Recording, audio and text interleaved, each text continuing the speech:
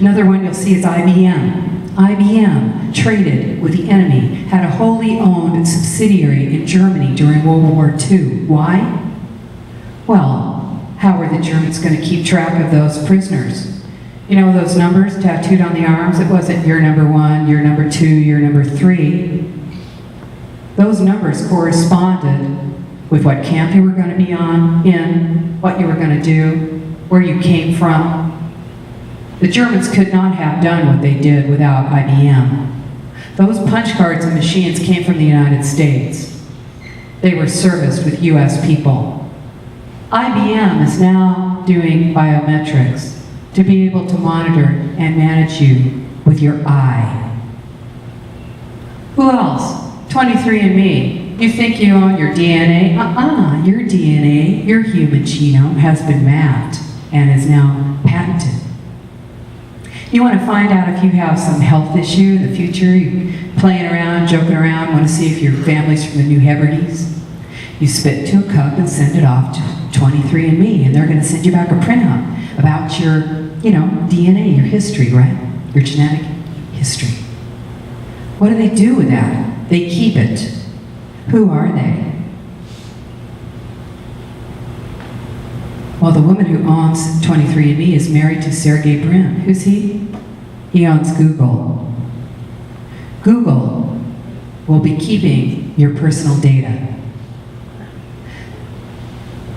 Now, who else? Unions, AFL-CIO in 2001, they repudiated sprawl, which is where you live, and endorsed smart growth. Why? Because most union members come from urban areas. Walmart is a partner. You'll see it in churches, universities, Yale, Harvard, all across the United States. All four-year advanced degree universities have degrees in sustainability and teach restriction throughout the legal system. You're changing your legal system to a commutarian system. So, here we go. I don't blame you if you're feeling overwhelmed. Who isn't? I'm mad as hell. You're mad as hell, and you better be. That's right. Because this is an assault, right? It's an attack on us. This is a bloodless coup d'etat. It's an administrative coup d'etat. And it is being implemented on us right now. This is not something that's way out there at the UN. This is happening right now, right here in our towns, all across the country. And we have a huge country. You barely know what's going on next door, let alone across the country. And you're not going to hear about this because 5 mega corporations own your media. And they're doing everything they can to call me a tinfoil hat and say that I've got some black helicopter going over my head here. They must be delusional. If you can recognize objective reality, you can see this happening right now in your town, all over. But I want you to know something. Awareness is the first step in the resistance. You're educating yourself. You are making yourself aware, and you will make others aware. This is the resistance. There isn't anyone in this room, I'm sure, who would have gotten up in the morning and put on a Nazi uniform. There's nobody here who thinks that they would have been one of those people. Well, now's your chance to see. Because this is what the resistance looks like. This is people who want to remain free, like you, all across the country, who, in spite of a media blackout and smearing in every paper that ever, or magazine, or book, or internet site that is owned by the mega corporations, they will smear you, they will shame you, they will embarrass you, they will call you a tinfoil hat. So what? We know what's real, and we know what's true. So how to fight? This is a fight for the hearts and minds of the United States. Alabama has just passed a law, signed into law by their governor, SB 477. Believe it or not, it's called Due Process for Property Rights Act. I thought we already had that, but it's clear we don't. It says no infringement on private property rights with policies that are traceable to Agenda 21. And no money to or from organizations that are rooted in Agenda 21 principles. That's right. Now your legislature here in New Hampshire almost did that. But your Senate wouldn't go along with it. Got passed by your reps, but your Senate blocked it. We need to get the names. We need to work together. I don't care if, what is this, red, blue, gang color thing? This is an American issue. This is a nonpartisan issue. Everybody wants their freedom. We don't want to have to go and ask for it. Do you want to have to crawl through the bushes blind trying to find the door to the U.S. Embassy, except it isn't there because there isn't one, because there isn't any U.S.? How about that Chinese dissident? That's what it looks like when you have no rights. He got over here with his wife. What happened? They took his family members. No dissent. You are seeing that. You will see it when you raise your voice, and you have to be strong. You've got to be tough, and you have to know that you're not alone, that we're all over the United States. And we're making flyers, we're getting them out to people.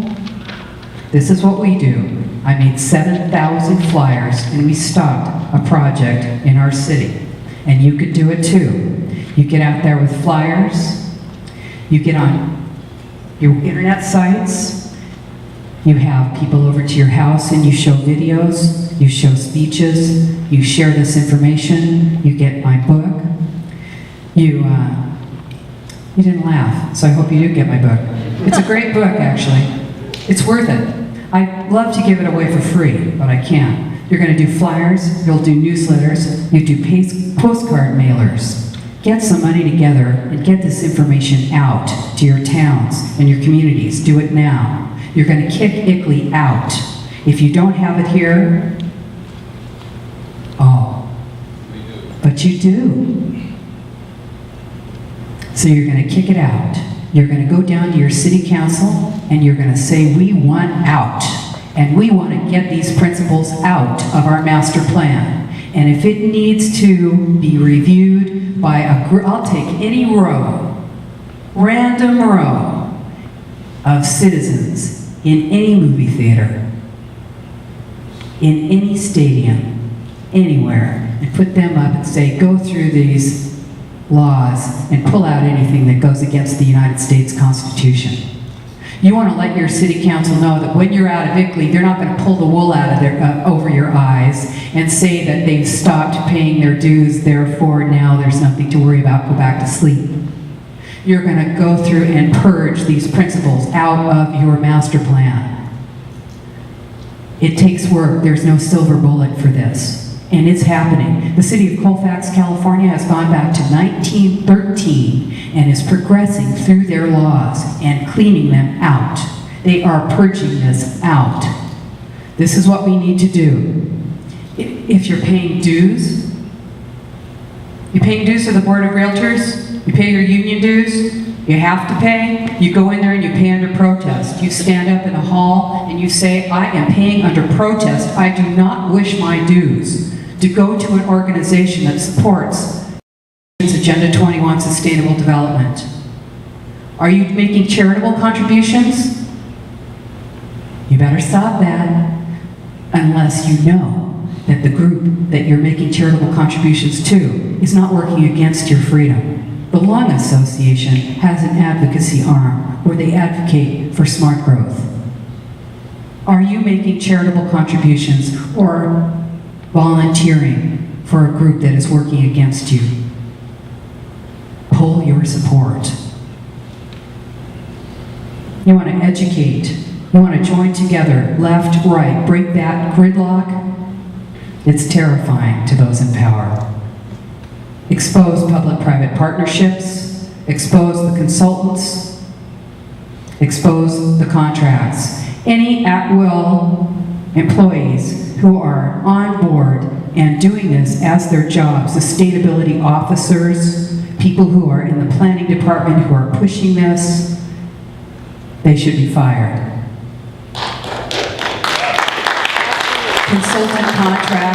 Consultant contracts need to be terminated. Let's do this. This is how it looks. This is what it looks like. This is a fight. You are active. You are in the resistance. You are not alone. We are doing this all over the country, and this is a fight. It's a real fight. And I say, not on our watch. Not on our watch here in the United States. We are going to stop this, and we're going to stop it together. Let's do it. Let's do it. Thank you. Thank you so much. Thank you.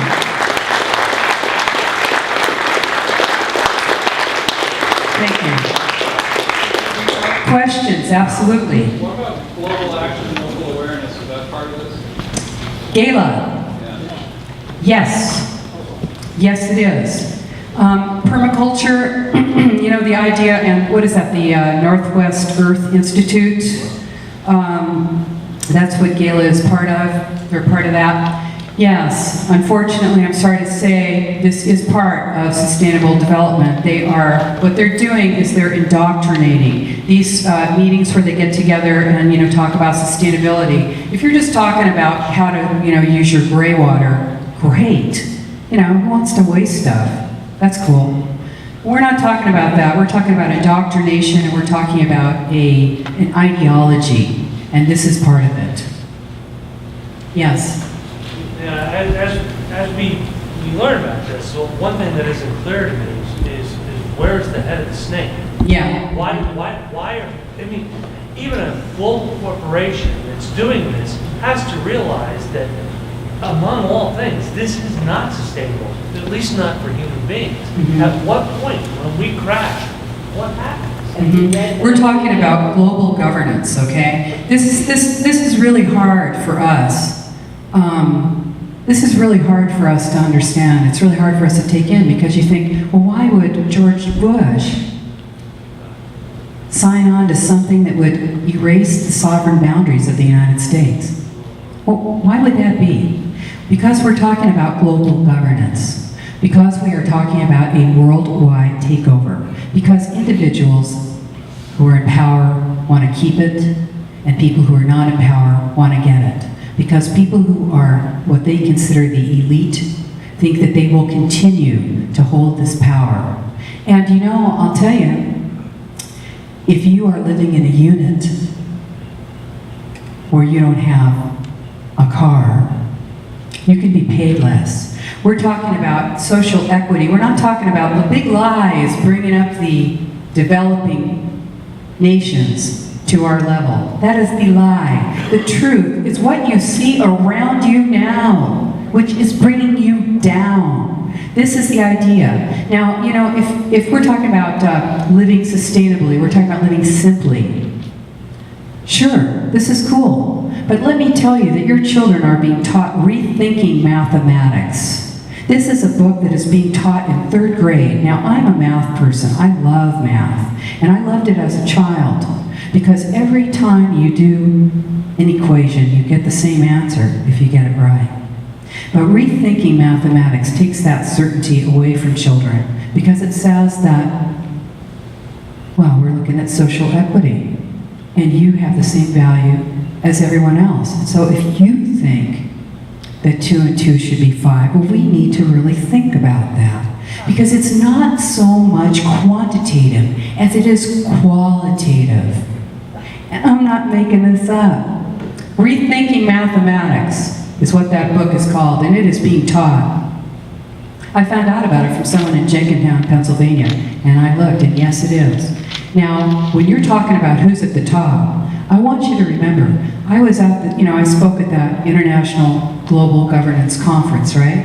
And that was my very first time of being in a room with presidents and prime ministers and ambassadors. And I said, it's funny because I usually give this speech and I say, I don't think there's anybody in this room who's running the world. And I said, maybe there is somebody in here who's running the world this time. But the truth is, there's nobody in this room that's running the world, I don't think.